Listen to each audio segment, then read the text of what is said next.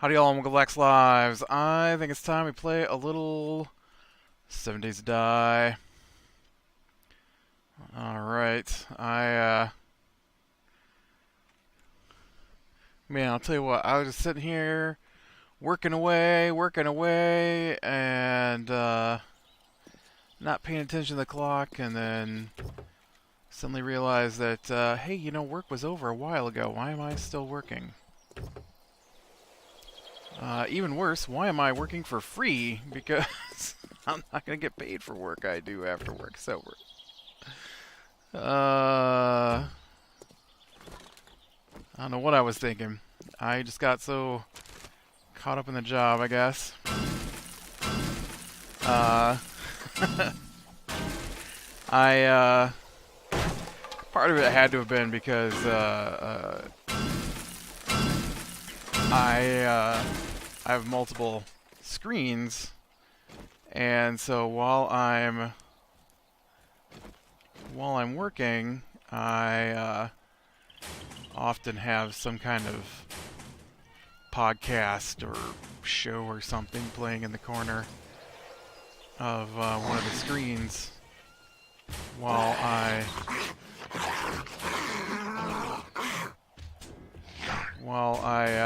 work. So I kind of was caught up between work and the show I was watching. I've been watching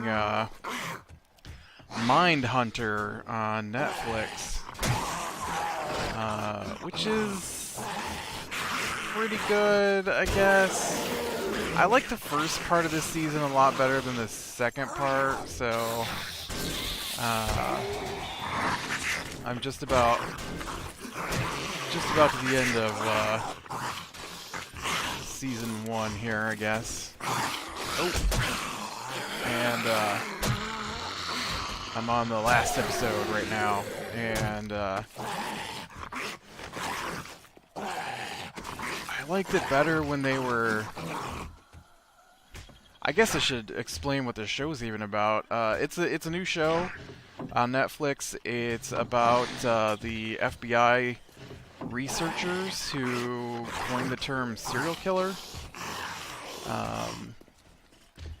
And you know, I've said repeatedly how much I like true crime stuff, and so this seemed like an interesting show, maybe. And at first I liked it quite a bit. It was I actually like most of it.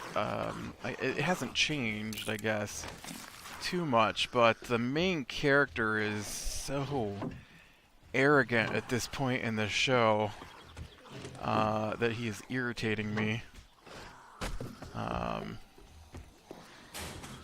And which I guess is about to all come crashing down.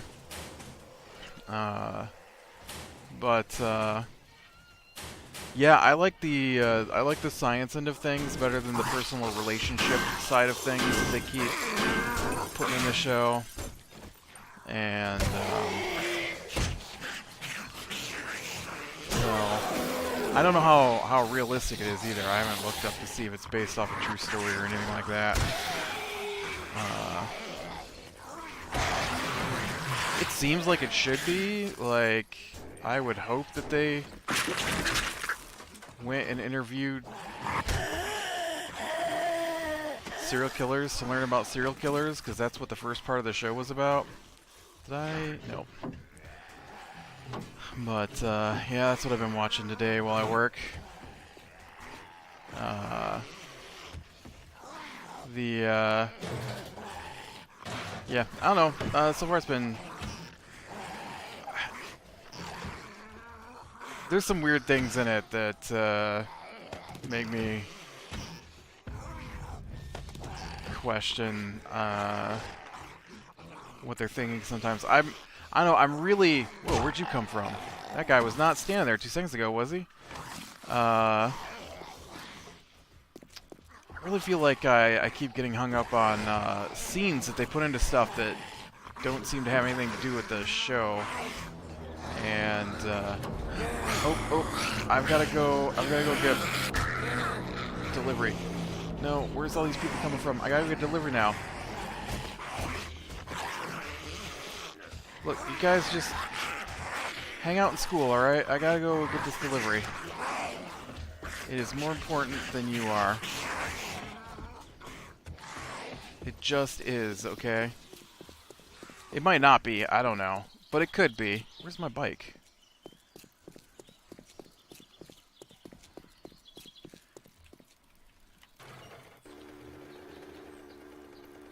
Let's go, bike.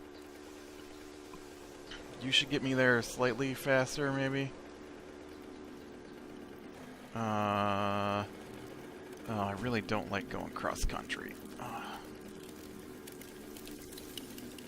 It's when I run into things like pits and minefields and accidentally dump my bike in the river, you know, that kind of stuff. I think we'll be okay coming through here, though. Looks like maybe. But yeah, it's been pretty good so far. It's 10 episodes. About the end of my last episode. I started watching it yesterday while I was working. You know, basically it's been on the entire time I was working today. So. And then last night was our Wednesday night D&D game. Wasn't as irritating as the week before, but there were still some... Ooh, this place looks huge.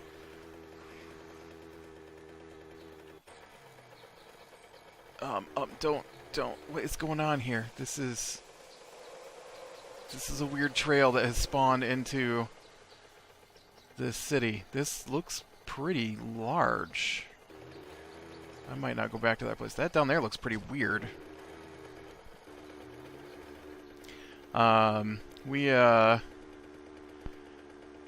So at the end of last week's D&D session, we'd made it to the start of the...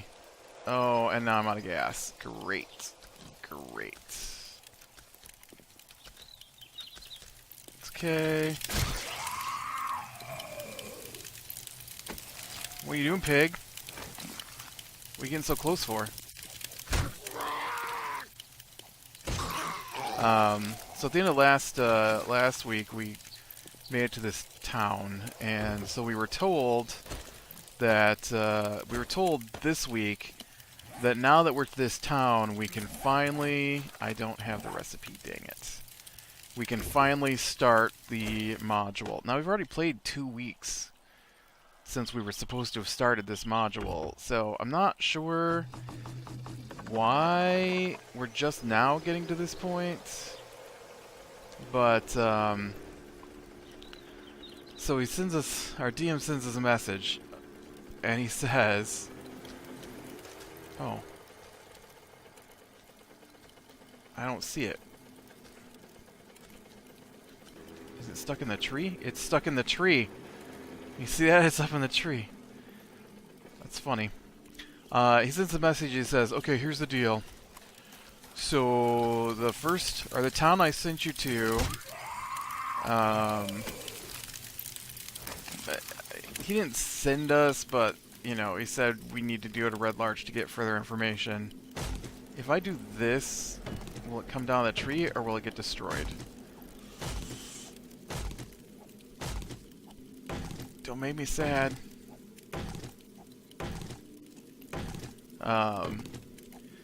So we finally make it to the town, and well, like I say, since this... Okay, it didn't break.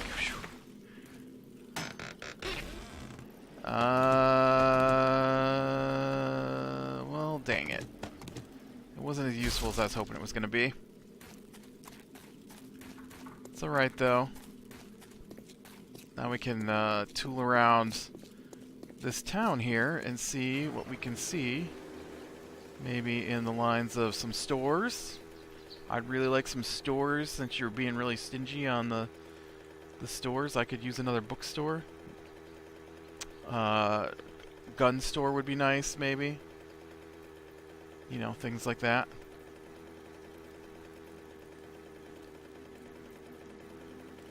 Just saying. So He says, here's the deal. So the place that you've gone to is the start of the module. And I'm like, okay, well, thinking we already went through 2 weeks. Why couldn't we have just started here if this is the start?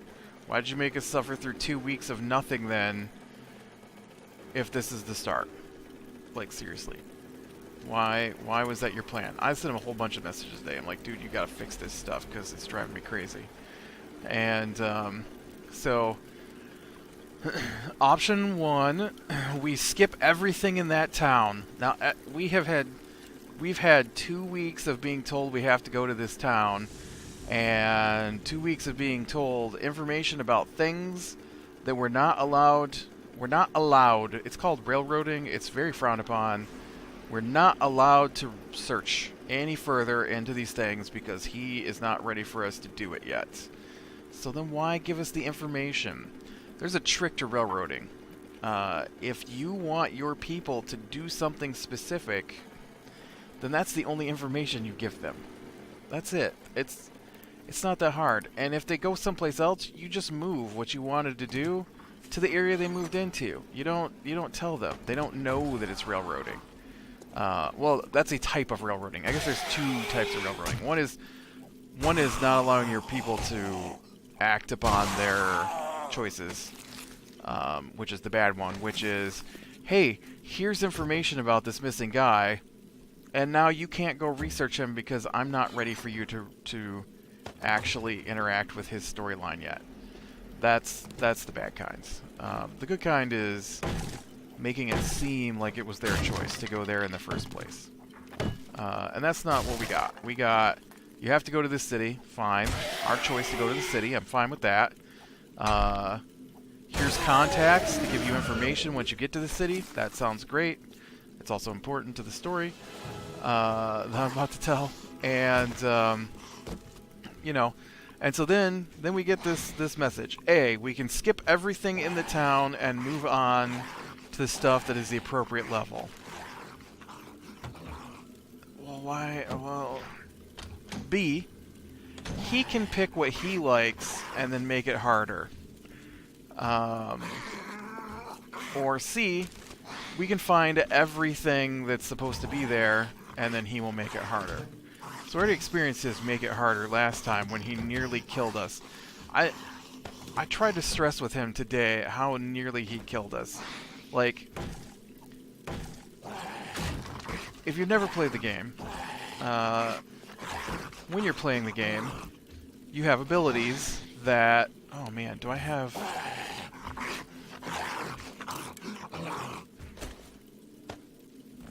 When you're playing the game, you have abilities that only work once a day. Or once after a short rest, which takes like an hour.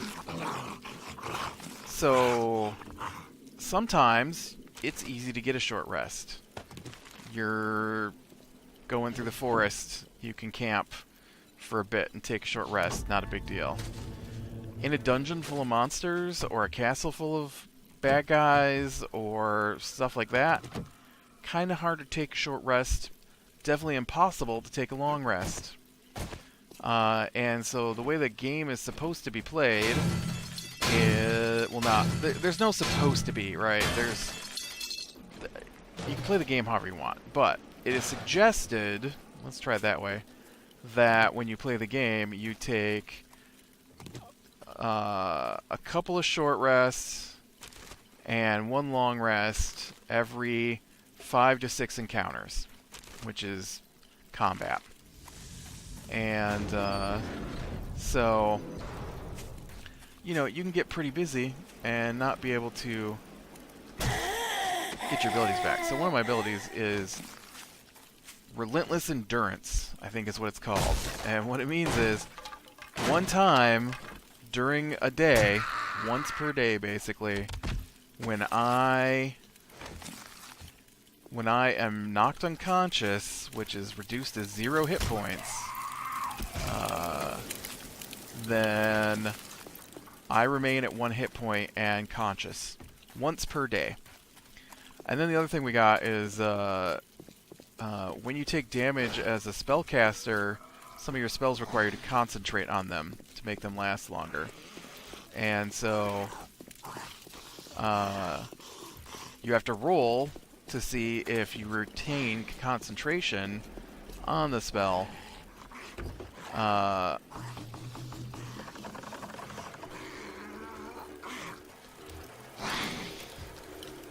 When you take damage. And so both my once per day ability of keeping me conscious from being knocked down to 0 hit points, and I rolled 6 consecutive successful concentration checks, which is like unheard of for me because I do not roll well. And if that had not happened, we would have died last week. I'm like, dude, you understand that? We would have died. Like, dead. Like, our party wiped out. And we were attacked by these people called the Cultist of the Eternal Flame. So now we're in between 2 different towns when we get attacked by a large party of, like, 9 people, right? I mean, that's a large party to attack a group of 4 people. And so, so one would think that if there are large groups of mounted people attacking other people traveling down the roads, someone in the town might have noticed. And so we went through 3 towns asking about Cultist of the Eternal Flame, and no one had ever heard of them.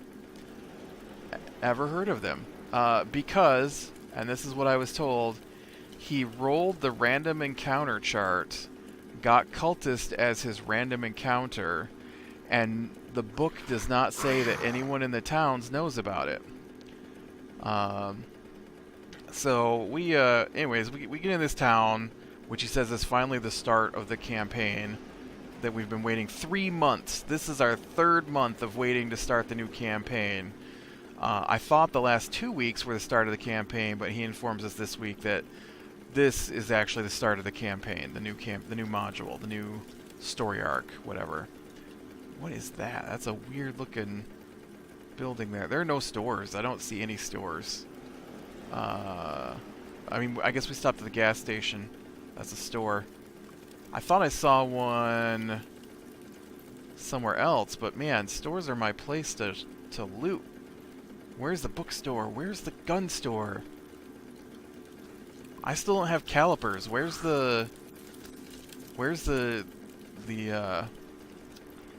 hardware store? I need those places. Oh, I need to stop running into cars too. And so we went up in this town last night, and we're asking around, and we've already asked in 2 separate towns, and in both of those previous towns, we got quests. Nobody has any information on the quest, and this really irritated me. It irritates me when it happens in the other D&D game I play too. It's like, don't tell me about something if you don't have any information on it. Don't give me a rumor and then not have anyone that knows anything about it. I don't want to try to guess my way through a town I can't see of people I don't know. Trying to find the one person in town that I have to randomly come upon and accidentally ask the appropriate words. There are video games like this too that I refuse to play. I get that you want your thing to be an open world, but you know what happens in the real world? I have some idea where to go to look things up. If I go to someone who's supposed to be my in-game contact, and they give me one piece of information and then say they don't know anything else, what kind of contact is that? And that's what happened last night. We went to the guy. He's supposed to be, not only is he supposed to be part of the Harper Network, which is an information gathering group, but he's also described to us as like not a spy master, but he uses the local children. He pays them for information, and so we're told he knows all the rumors that are going around town, and then he gives us one piece of information that turned out to be useless, and he doesn't know anything else. And I'm like, come on, dude, you're the Harper. You're supposed to give us the information. You're our contact. We need to know what's going on. We need to know about this list of things we already have questions about that nobody seems to know answers to. And he's like, well, let me look. And he looks in the book, and the book's only got like one thing listed for this guy. But it does say he knows all the rumors in town. But he doesn't play it that way. He just gives us that one piece of information in the book, and then he just goes, okay, I'll tell you what I'll do. And he just gives us a list of all the NPCs in the town who have information. Not what that information is, not what it pertains to, just the fact that they have information. So the problem with that is that some of them have the same information. So we're given a list of like 15 people to talk to, and it's not like a video game where you go up and you skip through it. No, everything has to be voiced out. So we have to talk to these people to get them to give us the information. So we've been told they have information, and then after bribing them or cajoling them or threatening them or persuading them or buying them drinks, all of which is like a 3 to 10 minute process, we finally find out that, oh yeah, he knows the exact same information we already have. We were already told to go investigate Lance Rock. I don't need a fifth person in this town to say there's something suspicious about Lance Rock. I don't know what it is, but other people have been talking about it. Yeah, we know that already. You're the one who told us that 4 people ago. Stop. Why did that person tell us to go to this other person for more information if their only information is, yeah, exactly the same thing that last guy said? Stop. Just stop. It doesn't work. It doesn't work. It's driving me insane. Our Monday night D&D also used to do that. They haven't. The guy who runs it hasn't done it in a while. I don't remember if I complained to him about it or not. I think I did. But he had this thing where he had a specific NPC who had our next quest, and if we didn't talk to that NPC, we got 0 information. The problem is that NPC was in another town than the town we were in, and so we'd talk to people and they'd just be like, nope, nothing going on, got nothing for you. And so we would just have to go talk to every single person in every town until we hit the correct one to give us our next quest. That's not fun to me. Give me the next quest. Hey, you know what? Someone has kidnapped 2 teenagers whose parents died, who live on a farm just outside of town. Okay, so we go talk to the sheriff.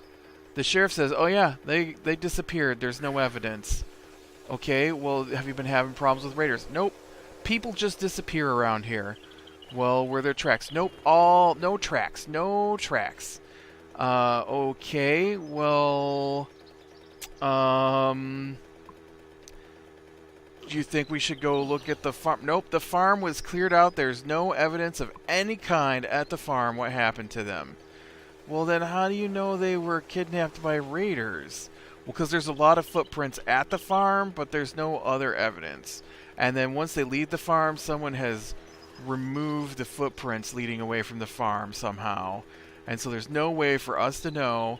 And then the DM goes, you guys should really stop asking questions about this. After like 15 minutes of asking questions about this, because this is a quest for later, and I'm not prepared for you guys to go on it yet. Then why did you even mention it? We have quests from 2 towns we went through that we weren't allowed to deal with. And because he's not ready for it yet. Popping pills is not the store I want to go to.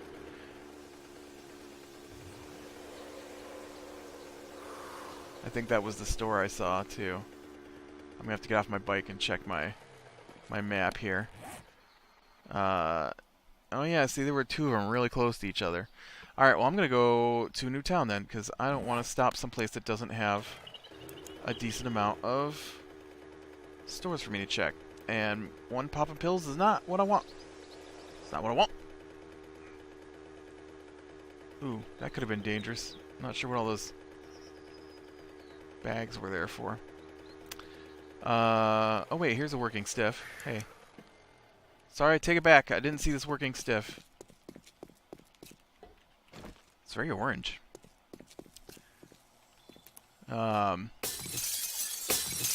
But yeah, so there was a lot of that. And then, oh, this one. The one piece of information we got from our contact was about a skull. A skull stuck to a tree by an arrow. And everybody's afraid of it. Every person we talk to about it has no information about it. None. So we go out to check the arrow at the tree. There's an arrow through a skull at the tree, and there's a piece of paper with it. And there's a poem on the piece of paper. And that's it. That's it. No one knows anything about the name on the paper. I looked it up. I looked it up after we were done to see what crazy minuscule thing we were supposed to have noticed that he didn't describe that would have led us to... There is no more to that. It's not a quest. It's a buff. It's a buff.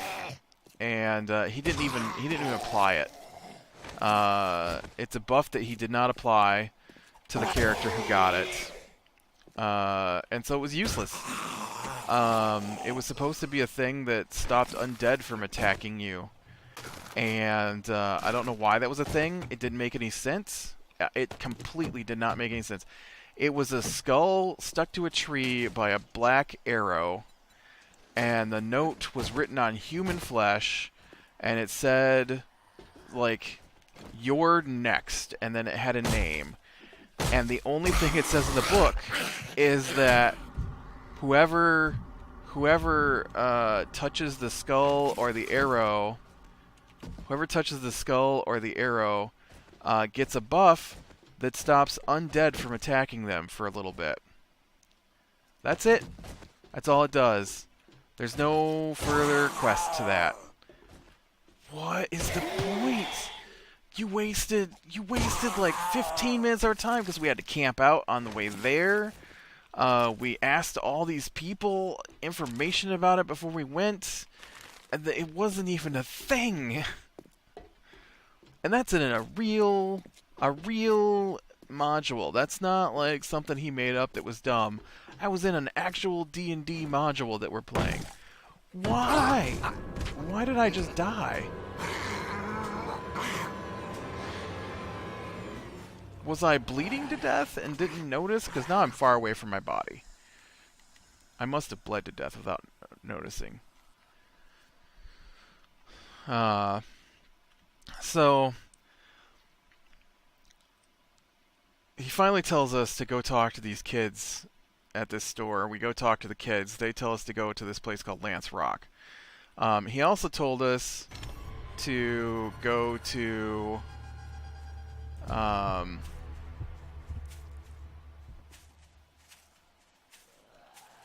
there it is. He also told us to go to the innkeeper because she would have lots of information. And he told us to talk to the quarry person. I'm sorry. So I think the only person we haven't talked to that he told us to talk to was the sheriff of the town. But the last sheriff didn't have any information, zero information about anything. And so we talked to a few people, and people who are supposed to be people with lots of rumors have no rumors. Pretty sure this one guy said that he had information on recently dug graves, and then he would not go with us to the gravesite or tell us where it was at. And that he would only do it if we left in the morning. And we're like, yeah, but it's like the middle of the afternoon. We have horses. You just said it was only like 4 miles outside of town.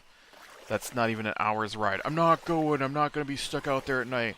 Yeah, it's the middle of the afternoon. You'd be back by like 6 o'clock at the latest. You could go with us, and we'll give you a horse to ride back so we could go check out this one thing that we finally have information on. I'm not going unless it's morning. Fine. There's supposed to be another guy there too, but apparently he wasn't there. The barkeep didn't have any information. The innkeeper we talked to, all she said was there's something weird about Lance Rock, and there were two people who were nervous that we should talk to. So we didn't talk to them. We went out to the Skull because I was tired of talking to people in town and getting no information. And we went out to the stupid Skull. That was useless. We come back. I had realized in between sessions, and I'd forgotten I was going to do it at the beginning, that one of my characters could use a better weapon than they were using. She's using a short bow. She can use a longbow. A longbow shoots farther and hits harder, so I want to switch to a longbow. And so, of course, that had to be a huge ordeal as well. We decided, he's like, well, the first guy you talk to, he's got weapons. Like, okay, do you have bows? Nope, I don't have bows. Why would you even say that dude has weapons when I said I wanted to get a longbow if he doesn't have a longbow?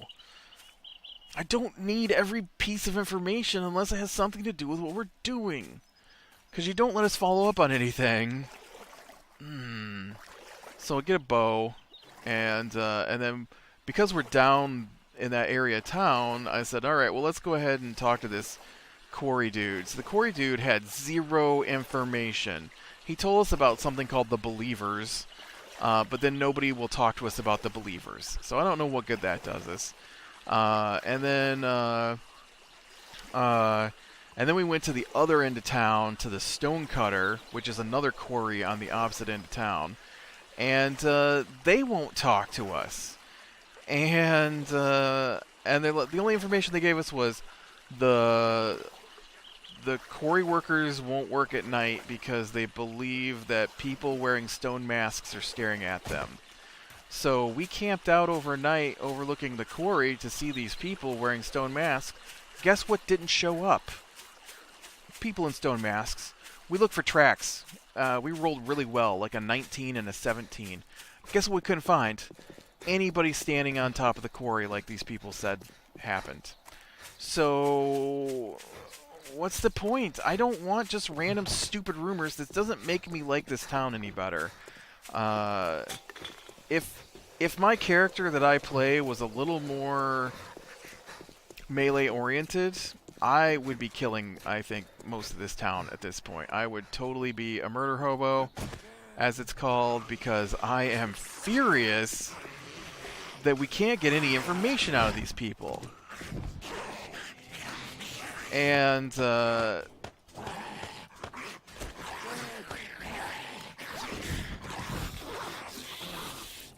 alright. So, we finally, I don't even remember who told us at this point, but somebody mentioned there was a,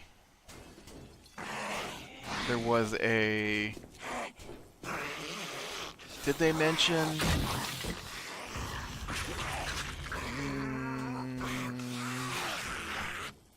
Ooh, look at that. I need that.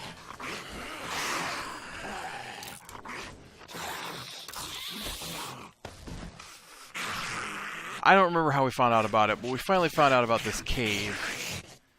Was that Lance Rock? Yeah, I think we just went to Lance Rock. And when we got there, we found a sign that said, "Stay out. This is my place."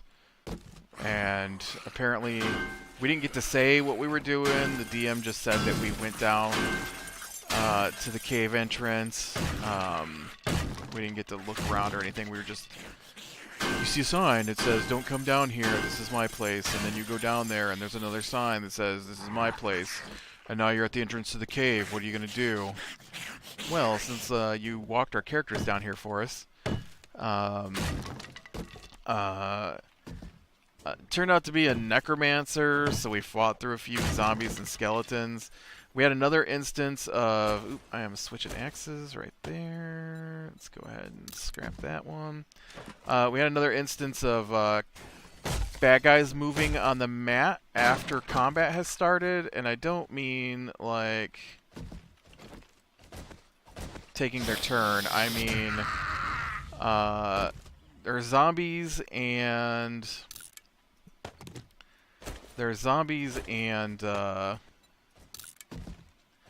skeletons on the map, and we're in position, they're in position, combat has started, we rolled to see who takes their turn when.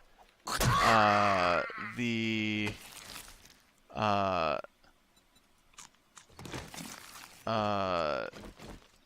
think one of the characters and the zombies go before my people. And so, I think the monk takes his turn, and then the zombies moved up closer, and I think I already have one of these. Oh man.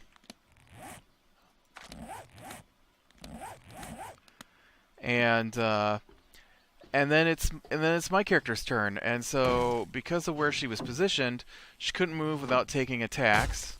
And she couldn't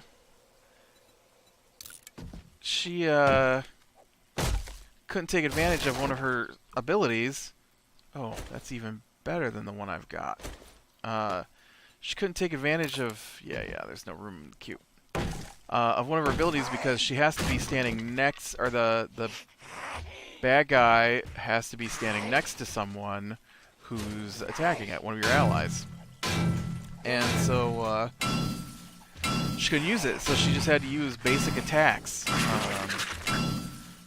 And then when it gets to my next guy's turn, he moves the zombies around into new positions. They didn't move, it wasn't their turn.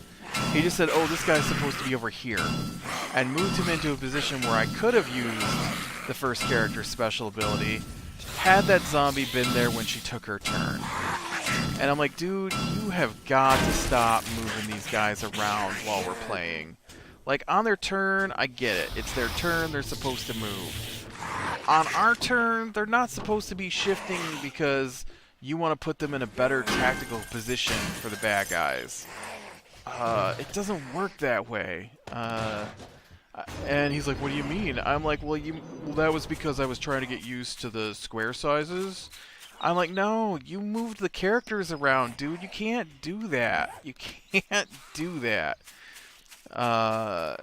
And he's like, well, what other time did it happen? I'm like, how about that time that you put all the wolves in rows and the other guy who plays with us hit them with a lightning bolt, and then before he could do it again, you moved the wolves so he couldn't hit them all with a lightning bolt a second time.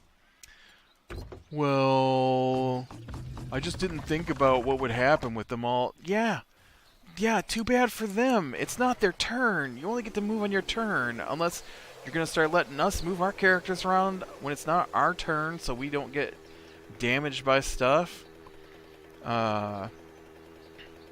He did it twice last night, actually. There was another character that moved and attacked, and then he realized that it should have been attacked by one of our characters because of how it moved. And so he was like, you know, I don't think it would have actually moved there, so don't do that damage to yourself. You know, don't add that damage. Oh, and this will be the last thing because I know I've gone on a little long. He apparently has all of our character sheets open now because he wants us to play on this Roll20 so that he can have access to all of our information, because I'm pretty sure he thinks we're cheating because, well, he cheats. And so where did you come from? I just pulled in here. Where did this zombie come from? Where'd you come from?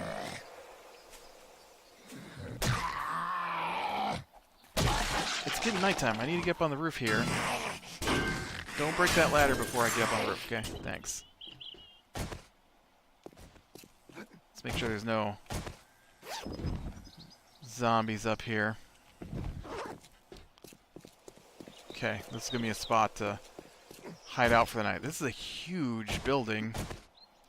So he tells us how much damage we take, and he's like, I can't hit your guys. He tells me this today. I have to beef up all the fights because I was complaining about how hard that cultist fight was and how many else died. He's like, I have to beef up the fights because your AC is so strong. And I'm like, dude, are you aware that you hit me 2/3 of the time? Like somehow your characters roll and get over a 20 for attack over 2/3 of the time, which is not statistically probable. And he's like, I don't know what you mean. I'm like, I mean, you shouldn't be hitting my characters with 20 AC every friggin' time. I don't think. Until it happens the same way every time. At the beginning of a fight, his guys, because we can't see his rolls, because he doesn't roll them where we can see them. At the beginning of a fight, he never misses my characters. At the end of a fight, when we're about to win, then they suddenly start missing. Every time. Every time. I just rolled a natural 20? I'm not kidding. Okay, whatever, just tell me how much damage you're doing to my character so we can move on. Nobody can believe what you're saying because you don't actually roll your rolls where we can see them. There are reasons to roll dice so that your players can't see them, but he rolls all his dice where we can't see them. And so we just have to take his word for it. That his character or the bad guys are doing the things they're doing with these amazing rolls every time. Yeah. Anyways, that was our D&D this week. We accomplished almost nothing. All right, I lied. One more quick thing. He got a little salty at the end of our session because he loaded up the final fight against this necromancer with 6, 10, probably close to 18 guys besides the necromancer, and he put about 8 of the guys in there because he knew that my cleric would use their turn undead ability, and it says that the one type of undead he put in there are immune to turn undead. And so he put them in there because he wanted to be able to attack us even though I was going to use my turn undead ability. Which would have worked if he understood how the game worked a little better, other than the fact that I didn't use turn undead, I used the more powerful version, destroy undead, which killed all but 4 of his about 20 guys. So, and then he was very not happy. He did another, you guys can just win this at this point, so combat's over. You guys should easily be able to handle the last, 3 characters on the screen. Which is what he does. I don't know. And then I confronted him about all this stuff today, which was about an hour-long typing conversation while I was working. He's like, it's just because I'm still learning how to be a DM. No, the stuff you're doing is irritating, and this isn't the first time I've mentioned some of this stuff to you. You need to stop it.